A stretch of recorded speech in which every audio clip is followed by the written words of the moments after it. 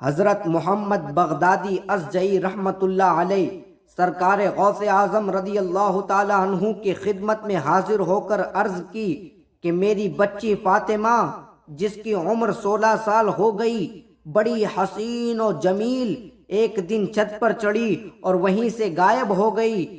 آپ نے فرمایا گھبراؤ نہیں، آج رات کو کرخ کے جنگل میں جاؤ اور 5ویں ٹیلے پر بیٹھ جانا، لیکن دیکھو خیال رکھنا اپنے چاروں طرف ایک لکیر کھینچ لینا اور دائرہ کھینچتے وقت بسم اللہ عبد القادر پڑھتے رہنا۔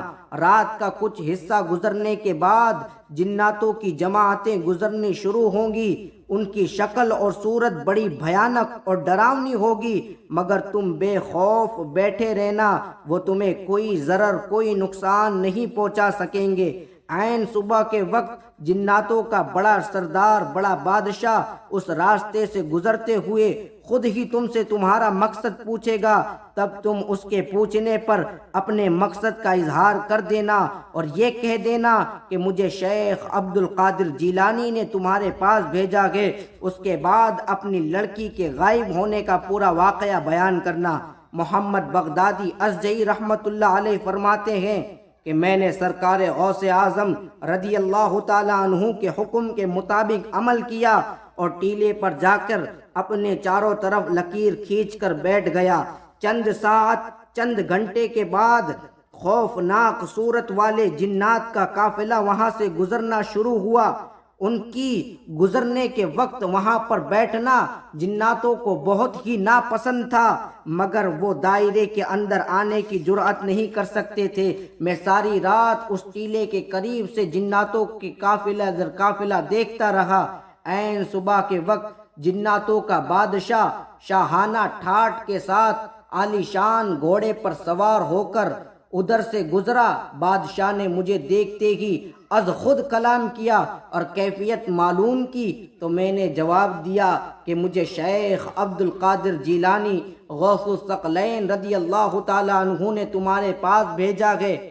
آپ کا اسم گرامی سنتے ہی بادشاہ گھوڑے سے نیچے اتر آیا اور زمین ادب سے چومی، پھر عزت کے ساتھ دائرے کے باہر بیٹھ گیا اور اس کے ہمراہ اس کے ساتھ جتنے بھی سپاہی تھے وہ کنارے کنارے پر جمع ہو کر بیٹھ گئے۔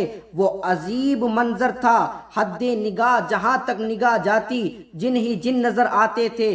جب بادشاہ نے دوبارہ واقعہ کی تفصیل معلوم کی تو میں نے اپنا پورا واقعہ بیان کیا کہ میری بچی کسی طرح چھت پر گئی اور کیسے یک بہ یک وہاں سے غائب ہو گئی۔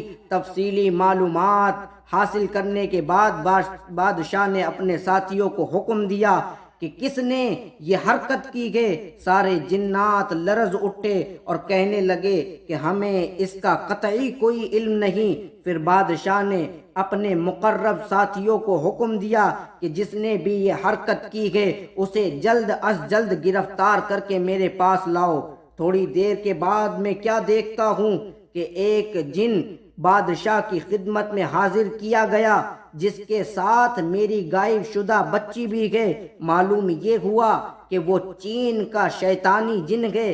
بادشاہ نے اس سے پوچھا کہ تجھے کس طرح جرأت ہوئی کہ تو قطب زماں کی رکاب تلے چوری کرے؟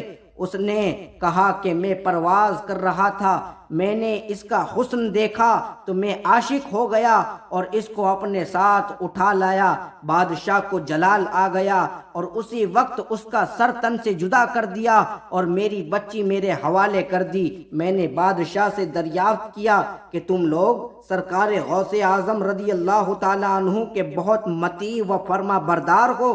بادشاہ نے جواب دیا بے شک ہم ان کے فرما بردار ہیں۔